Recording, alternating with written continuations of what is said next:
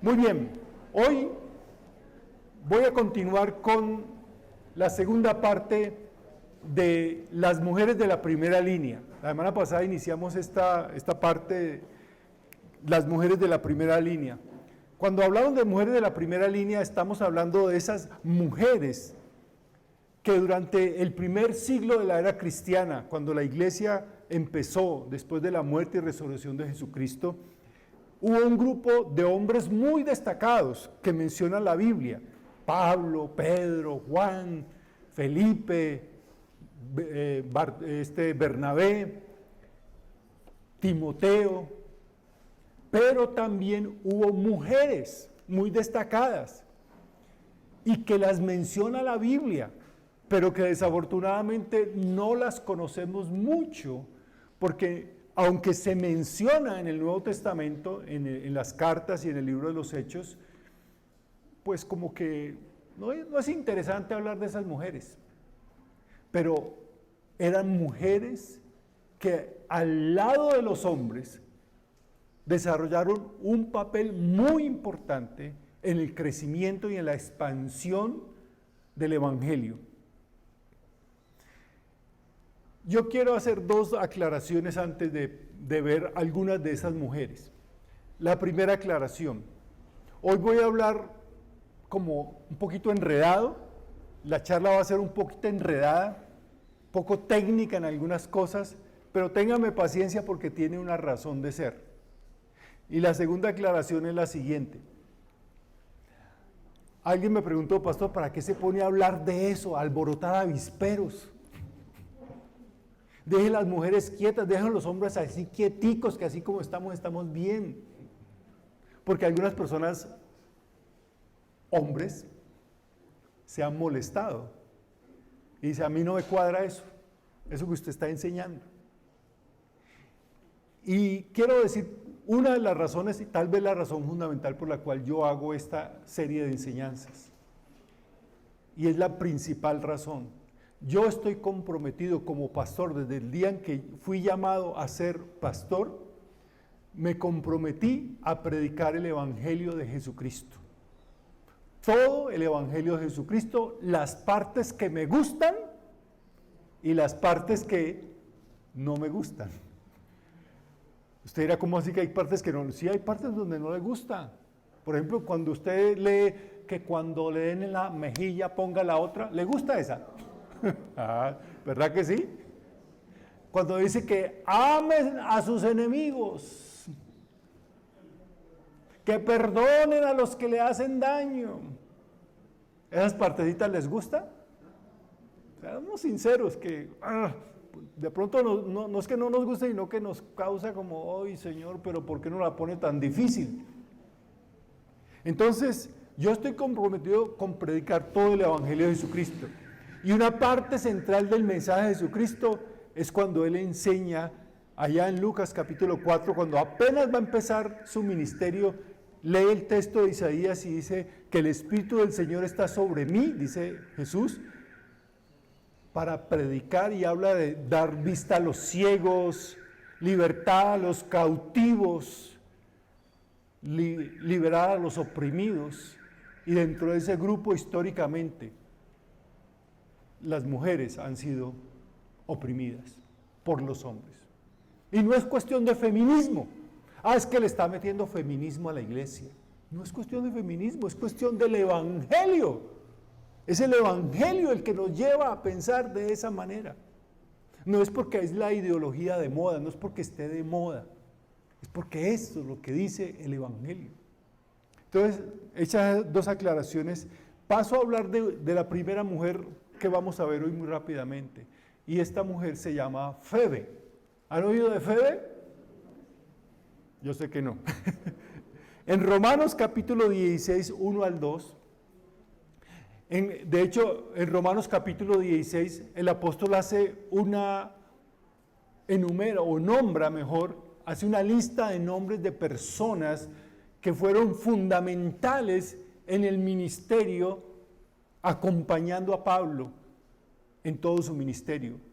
Y lo más interesante que puede llamar la atención es la gran cantidad de mujeres que el apóstol Pablo menciona. Y la primera que menciona es a Febe.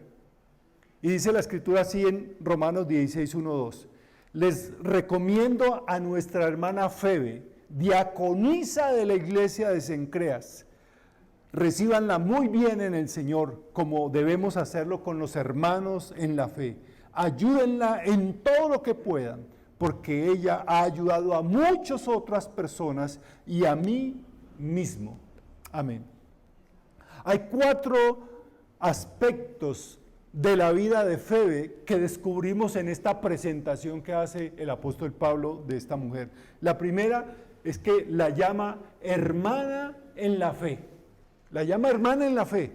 Eso describe la relación de Febe con Jesús. Ella era una seguidora de Jesús. Había creído en Jesús, había seguido a Jesús, había bautizado en el nombre de Jesús y se había comprometido a servir al Señor y su obra. O sea, era una mujer seguidora de Jesús. La segunda que dice el apóstol es diácono. La llama diácono. Yo sé que leíamos ahí diaconisa, pero les voy a aclarar esto. La palabra diaconisa no existe en el Nuevo Testamento. Las mujeres, yo sé que hoy en día por esto de, ¿cómo es que se llama? La inclusión, hay que decir doctor y doctora, ¿cierto? Pastor y pastora, ingeniero, ingeniera. Pero en esa época, en esa cultura, no se hablaba de diácono y diaconisa. Y es muy bueno precisar que eso le daba realce a la mujer y no la menospreciaba, porque la estaba tratando al mismo nivel de los hombres. No estaba diciendo, él es diácono y ella es diaconisa. Estaba diciendo, ella es diácono también, al mismo nivel de los hombres. El término diáconos, del cual obtenemos la palabra diácono hoy en día, significa servidor. Diácono significa servidor o persona que está al servicio de otra persona. Indica que Febe se preocupaba por ayudar a las personas necesitadas, que estaba muy preocupada siempre de ayudar, así como cualquier seguidor de Jesús, hombre o mujer. Jesús espera que hagamos lo mismo, pero también podría indicar que Febe tenía el cargo o la función de diácono en la iglesia de Cencrea. Cencrea era un puerto cercano al puerto principal de Corinto. Y es curioso que en el Nuevo Testamento, en las cartas del apóstol Pablo, mejor dicho, Pablo usa o llama solo diácono a 5 personas. Usa la palabra diácono para referirse a 5 personas. A Tíquico, a Epafras, a Timoteo, al mismo Pablo y ¿a quién? A Febe. Lo que sea que él, o sea, lo que sea que Pablo estuviese haciendo y lo que estos otros hombres estuvieran haciendo, como diáconos, Febe también lo estaba haciendo. O sea, Pablo no tiene problema en llamar a Tíquico, diácono, a Epafras, diácono, a Timoteo, diácono, y a Febe no le dice diaconisa, no, le dice diácono también. Es decir, las mujeres que servían en las primeras iglesias del Nuevo Testamento no eran llamadas diaconisas, sino también diáconos, al mismo nivel. La otra palabra que utiliza el apóstol Pablo para referirse a Febe es ayudante. Pablo usa esa palabra. Nuestras traducciones de la Biblia actualmente, usted puede encontrar este tipo de traducción: ayuda, ha ayudado, o incluso en algunos textos, algunas versiones dice benefactora. Pero la palabra griega en la carta de Pablo es esta palabra: próstatis. ¿Le suena como próstata? Próstatis, que viene de, la próstatis es la versión femenina, es el femenino de próstatas, que el masculino, y quiere decir, próstatis quiere decir estar delante en rango, gobernar, presidir, en el léxico griego. O sea, a mí me perdonan, a mí me perdonan muchas personas que dicen, no, es que la Biblia dice.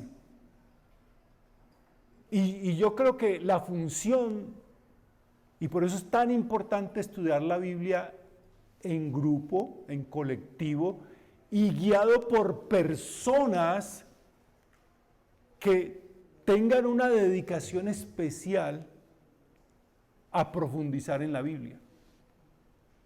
Miren, no es lo mismo ir donde un médico que ir donde un tegua, ¿o sí? Yo sé que para muchos de ustedes eso es lo mismo, pero no es lo mismo. No es lo mismo. Cuando usted escucha a ciertas personas decir cosas como que la mujer no puede ser pastora, no puede predicar y menospreciar el trabajo de la mujer, porque ella debe estar sujeta, sometida y silenciosa, porque eso es lo que dice la Biblia. Yo siempre les digo, es que tenemos que dar un pasito más. No podemos quedarnos simplemente con lo que dice la Biblia, sino con qué significa eso que dice la Biblia. Porque la Biblia dice muchas cosas, pero tenemos que dar un pasito más para descubrir, comprender qué significa eso que dice la Biblia. Y para poder conocer qué significa eso de la Biblia, debemos tener la orientación de personas que hayan tenido la dedicación a profundizar en el conocimiento de la Escritura. Y perdónenme, pero una persona que no haya estudiado o no vaya a los textos originales, hebreo y griego, por muy buen predicador, por mucho prestigio que tenga, por una iglesia, mega iglesia que tenga, pues es como ir a un tegua. La palabra próstatis, volviendo a esta, generalmente se traduce como líder. Se refiere a aquel que preside, predica, enseña y preside la mesa del Señor. ¿Y quién hace eso en una iglesia? El pastor. Entonces, obviamente Febe era más que una ayudante, ella era una líder en la iglesia que ejercía funciones que hoy en día solamente se le quiere reconocer a los hombres. Pero en el Nuevo Testamento, para ellos no había ningún problema en que una mujer tuviese ese liderazgo. Ahora, mientras Pablo estaba en Corinto, Pablo escribió una carta, una larga carta a los cristianos que estaban en la ciudad de Roma. La tenemos en la Biblia, se llama la Carta a los Romanos. Pero en ese tiempo no había correo electrónico, no había para mandar un WhatsApp, y era una carta larga, y no se depositaba la carta en el buzón y le ponían estampillas, se tenía que enviar con una persona. Y allí es donde descubrimos la cuarta palabra que utiliza Pablo para describir a Febe, una mensajera.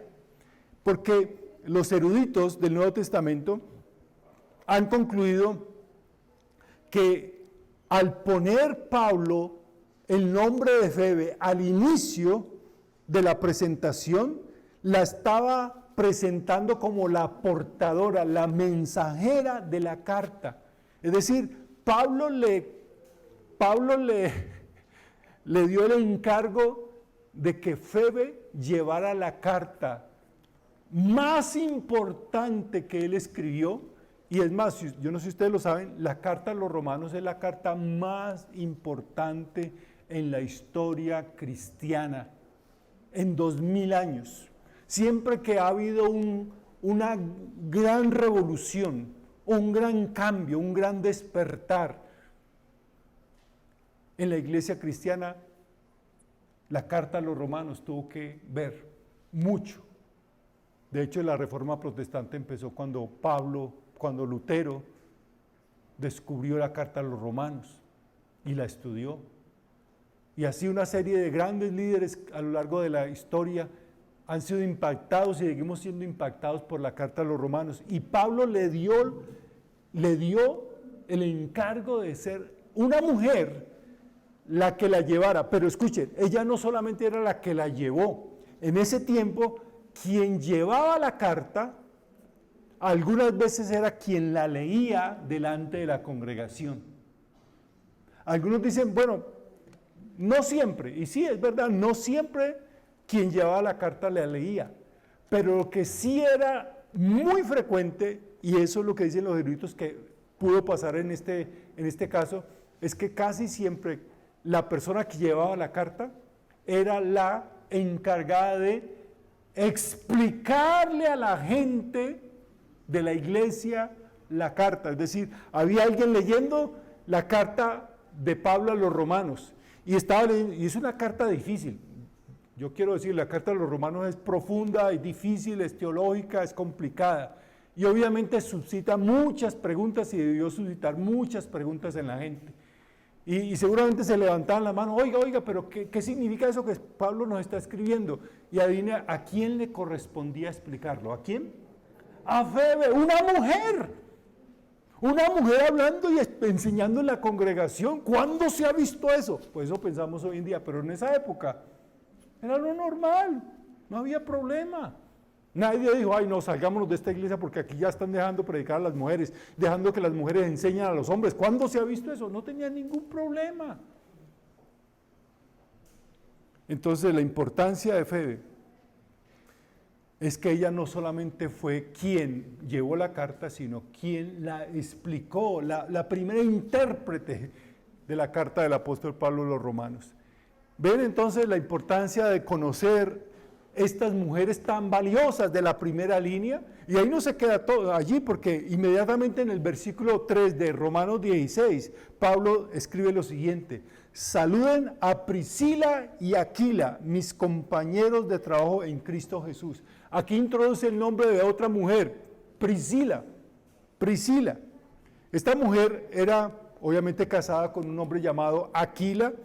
Algunos eruditos dicen que ellos vivían en Roma, que Priscila era de la aristocracia y Aquila era un judío, y se habían convertido al evangelio, pero que cuando llegó la persecución y el decreto de Claudio en el año 51, 52 después de Cristo, expulsando a todos los judíos de Roma, pues ellos les tocó salir corriendo y se fueron hasta Corinto. Allí en Corinto se conocieron con Pablo, se hicieron amigos, compañeros y socios en el trabajo. Y es curioso que la mayoría de las veces que se cita a esta pareja, Aquila y Priscila, se menciona siempre primero a Priscila. Y eso no es por cortesía, no, es que primero las damas, no, en ese tiempo no había cortesía con las mujeres. Se mencionaba a Priscila porque se le reconocía que era la que llevaba el liderazgo por encima de su esposo. Y nadie tenía problema con eso.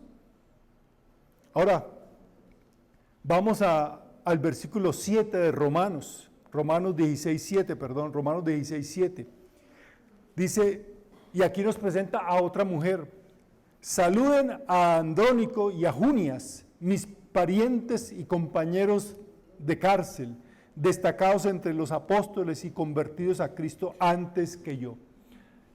Si usted tiene su Biblia, que debería tenerla, al menos en su celular, usted va a encontrar que hay una pequeña diferencia, de hecho, 2 letras nomás, o una letra nomás. En muchas Biblias, la mayoría de las Biblias, aparece el nombre de esta mujer o esta persona escrito así, Junias, con S, Junias. Pero en otras Biblias aparece solamente el nombre de Junia. ¿Cuál es la diferencia entre Junias y Junia? Te dirá, una S, pero ¿qué hace esa S de diferente? Pues que Junias, con S, Junias, es el masculino de ese nombre, y Junia es el femenino de ese nombre. ¿Quiénes eran esas personas? ¿Y por qué es importante saber si era hombre o mujer? Miren, por siglos, la gran mayoría de las traducciones bíblicas, de los eruditos bíblicos, tradujeron siempre o escribieron siempre y vieron el nombre en griego Junia, Junia, es decir, pensaban que era que una mujer. Solamente hasta el siglo XX, o sea, estamos hablando de hace poquito, los eruditos empezaron a escribirlo Junias como un hombre. ¿Por qué? ¿Es hombre o es mujer? ¿Está hablando Pablo de un hombre o una mujer? ¿Y por qué eso es importante? Pues los eruditos, algunos eruditos dijeron, no, tiene que ser una mujer. ¿Por qué? Porque las mujeres no podían ser líderes en la iglesia. Pero las mujeres no podían ser líderes en la iglesia en el siglo XX, en el siglo I sí. Escuche cómo la llama el apóstol Pablo a esta mujer y a este hombre. Dice, primero dice, mis parientes. ¿Qué significa eso? Que eran familia de Pablo. O sea, Pablo las conocía muy bien. No sabemos si eran primos, cercanos, tíos, sobrinos, alguna cosa. Pero eran familia de Pablo. Lo otro que dice, compañeros de ¿qué? Compañeros de cárcel. Y no porque fueran bandidos. ¿Por qué metieron a la cárcel a Pablo tantas veces? Por el evangelio, por predicar el evangelio. Y cuando los llama compañeros de cárcel y llama a esta mujer compañero de cárcel, quiere decir que esta mujer también sufrió la cárcel por causa de predicar el evangelio. Y luego dice, destacados entre quienes, los apóstoles.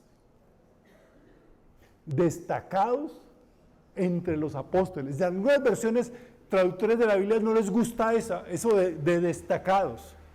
Dice, muy apreciado, es decir, que los apóstoles apreciaban mucho a esta mujer. Pero no es verdad lo que dice la Escritura. El original griego dice que eran destacados o importantes entre los apóstoles. Entre los apóstoles quiere decir que Junia era considerada una ¿qué? Apóstol. Una líder en la iglesia. Ah, no, pero es que las mujeres no pueden hacer eso de ser líderes en la iglesia. ¿Quién lo dice? Pues nosotros hoy en el siglo XX y el siglo XXI. Pero en el siglo I no tenían ningún problema.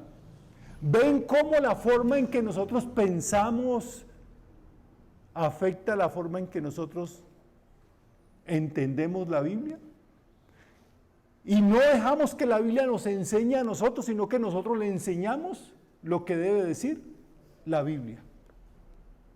Y esa es la peor forma de acercarse al texto bíblico, es la peor forma para tratar de descubrir la verdad de la Escritura. Ahora dice otra cosa más importante también de Junia, que fue convertida a Cristo antes que yo. ¿Recuerdan cómo Pablo llegó a ser discípulo de Jesús en el camino a Damasco, verdad? Pues él está diciendo que Junia fue una seguidora de Jesús antes que él. Probablemente lo que está tratando de decirnos allí Pablo es que Junia fue una discípula directa del mismo Jesús, que hizo parte de ese grupo de mujeres. Recuerdan que los evangelios nos dicen continuamente, nos están repitiendo que a Jesús lo seguían no solamente 12 apóstoles, sino unas mujeres discípulas, que de hecho fueron las únicas que quedaron al pie de la cruz, porque los hombres valientes y machos se echaron a perder. Y allí al pie de la cruz solamente quedaron mujeres, porque son mujeres de la primera línea. Los hombres de la primera línea estaban escondidos. Mis hermanos y amigos, el problema con las mujeres en el liderazgo no es de Pablo. El problema es cómo malinterpretamos y oscurecemos a Pablo. Porque las mujeres realmente dirigían y enseñaban en la iglesia primitiva, incluso como diaconisas o diáconos y como pastoras, líderes, apóstoles, como lo vemos en Romanos 16. Romanos 16 deja en claro la realidad que las mujeres bíblicas contradicen las ideas modernas de lo que es la feminidad bíblica. Es que bíblicamente las mujeres no deben, bíblicamente, eso no lo dice la Biblia, lo dirá su pastor, lo dirá una corriente de fundamentalismo que está muy avivada hoy en día, pero no lo dice la Biblia. Si usted va a la Biblia, usted se da cuenta que en el tiempo de los primeros discípulos de Jesús, las mujeres ocupaban lugares de liderazgo, enseñaban, predicaban, eran consideradas misioneras. Ahora me voy a meter en un problema mucho más grande el próximo domingo. El próximo domingo voy a hablar de, ¿una mujer puede ser pastora o no? ¿Podrá, según la Biblia? Vamos a ver algunos de los argumentos que hoy en día se dicen que se dan para que una mujer no pueda ser pastora, no pueda ni siquiera predicar. A ver si realmente la Biblia los sostiene. Como le digo, me voy a meter en problemas, pero yo no estoy aquí para que las cosas sean agradables, sino para enseñar lo que dice la Escritura. Y yo sé que he sido un poco técnico con esto de palabras en griego y todo eso, pero otra vez, miren, el problema que tenemos hoy en día es que muchos de los que salen en YouTube, que muchos de ustedes son los que, es que en YouTube encontré un pastor que dice eso, pero mire, por favor, ¿quién es ese pastor? Averigüe quién es, qué estudios ha hecho. Yo siempre tengo una forma de decirle, cuando tengo una discusión, un diálogo con alguien que me cita a personas, yo le digo, ¿usted sabe quién es esa persona? ¿Qué estudios ha hecho? Es decir, vaya a la fuente. ¿Quién es? ¿Quién es? Y tristemente hoy en día tengo que decir que la gran mayoría de las personas que escriben y dan las razones por las cuales las mujeres no pueden ser líderes en la iglesia, son pastores. No son ni teólogos, no son ni historiadores del cristianismo, ni son estudiosos de la Biblia en sus originales, sus idiomas originales. Entonces, con todo respeto, y yo soy pastor, pero ser pastor se necesita mucho más que ser simplemente un pastor para uno enseñar la Escritura. Hay que buscar más. Como me han escuchado decirle muchas veces acá, hoy en día ser pastor es muy fácil. Usted simplemente alquila un garaje, compra 20 sillas, le pone un aviso, y se pone una corbata, y dice, soy pastor. Y a la gente llega, ay, sí, este es el pastor. Pero usted sabe de dónde salió ese pastor. ¿Qué estudios tiene? ¿Qué preparación tiene? ¿Qué respaldo tiene? Hace con este problema de mi enfermedad en la sangre, me vio un médico, siempre me ve un médico a mí, una hematóloga, pero la hematóloga se enfermó una vez y me pasaron con otro hematólogo. Y la sorpresa para mí fue que cuando llegué a donde el hematólogo, nunca lo había visto, él se presentó y soy el doctor Julano de tal, soy graduado de tal universidad, hice estudios de especialización en esto, en esto y en esto y eso. Y yo me quedé muy, muy tranquilo, porque sabía, ese hombre estaba diciéndome, puede confiar en mí, porque yo estudié esto, y esta es mi especialización, y soy profesor en la universidad en tal parte, y he estudiado en tal parte, y mi especialización en tal parte. ¡Qué bueno! Pero nosotros vamos a una iglesia, escuchamos a alguien gritar y decir, aleluya, gloria a Dios, y es que la Biblia dice, y ay, sí, ese es pastor, pero ¿de dónde salió? ¿Quién lo respalda? No, a mí me respalda Dios y el Espíritu Santo. Eso lo puede decir cualquiera. Eso lo puede decir cualquiera. Tenemos que tener cuidado, más hoy en día, mucho cuidado. Porque tanta confusión que hay hoy en día se debe a eso. Otra vez, usted va a YouTube y mete este tema, búsquelo. Una mujer puede ser pastora y eso va a salir una cantidad de gente diciendo esto y otra cantidad de gente diciendo esto. Yo me he tomado la molestia de escuchar a muchos de esos, se me revuelve el estómago escuchando a algunos, porque no tienen ninguna base, simplemente hablan por hablar, repiten lo que les han enseñado, pero no van a la fuente original. Necesitamos ser más serios y más prudentes a la hora de aproximarnos a la Biblia. Mujeres, ustedes son mujeres de la primera línea. Mujeres como las del Nuevo Testamento fueron consideradas dignas de ser líderes. Y nadie, ni siquiera el apóstol Pablo, y mucho menos Jesús, las menospreciaron. Antes, por el contrario, las autorizaron, las alentaron para que fueran mujeres de la primera línea. Puestos en pie, vamos a orar.